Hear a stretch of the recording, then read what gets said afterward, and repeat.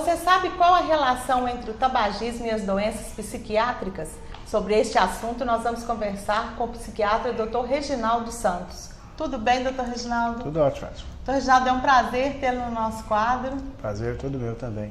E hoje a gente vai discutir, né, sobre esse grande problema que é o tabagismo. Sem dúvida.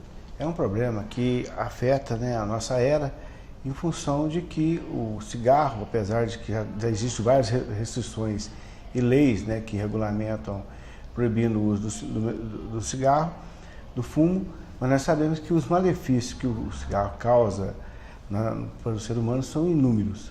Na psiquiatria, nós podemos relacionar as três grandes síndromes psiquiátricas que o médico trata, seriam os transtornos psicóticos, os depressivos e as síndromes ansiosas.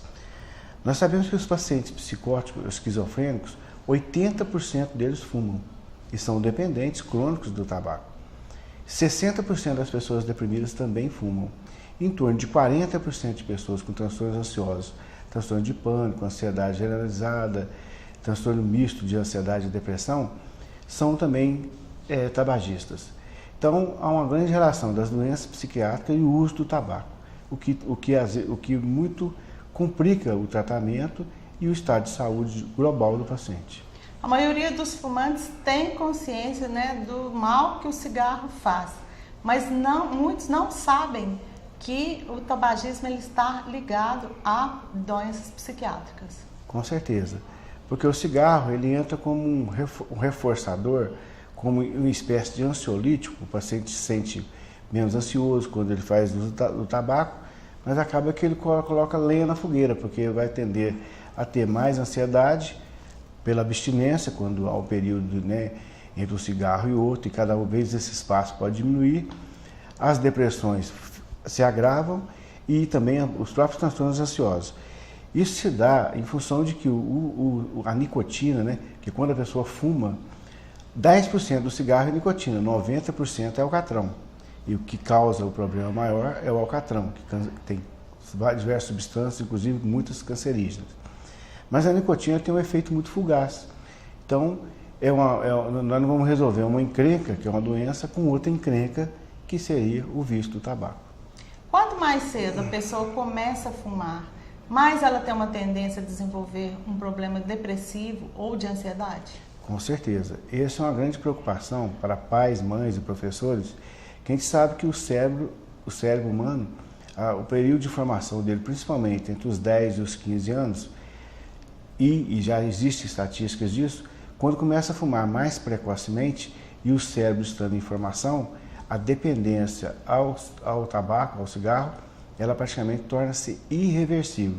Ou seja, se o pré-adolescente de 10 aos 15 anos começa a fumar, há transformações cerebrais que nunca mais aquele cérebro vai conseguir conviver sem a nicotina. Portanto, crianças que fumam praticamente se torna irreversível, ou seja, se torna crônico o uso do tabaco e elas não conseguem parar de fumar mais.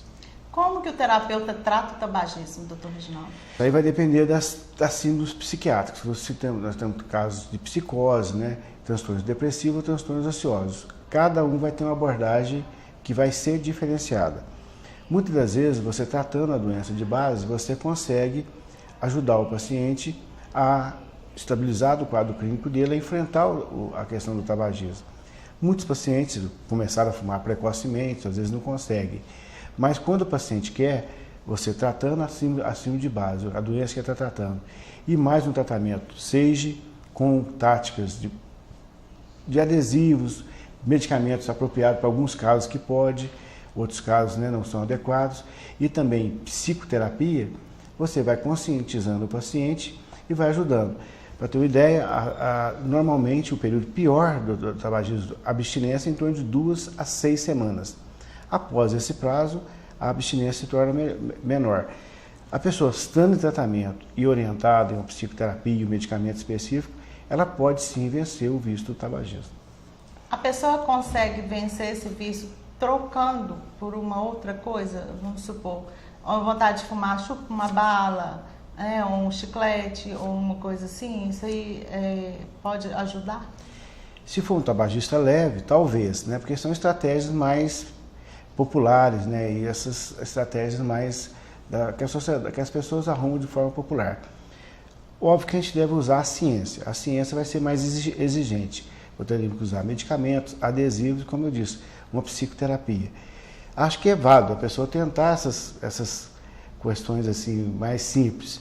Mas se o mais simples não resolveu, é bom que a pessoa procure um tratamento específico e que isso possa ajudá-la a vencer esse tão terrível, tão maléfico vício que é o tabagismo. Um tratamento ideal, específico, né? Igual o senhor falou, com esse tratamento, a pessoa chegar até o final, é possível ela dar a volta por cima e deixar o vício? É possível, né?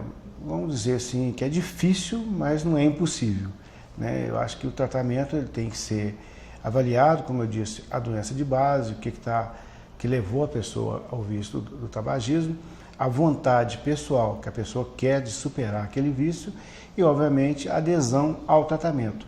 Aí eu acho que todo esse conjunto, o médico, o medicamento, o paciente, a família, né, ajudando, a chance é muito grande de poder superar esse mal. Nós agradecemos a sua participação. Foi um prazer. E esperamos tê-lo de volta novamente em breve.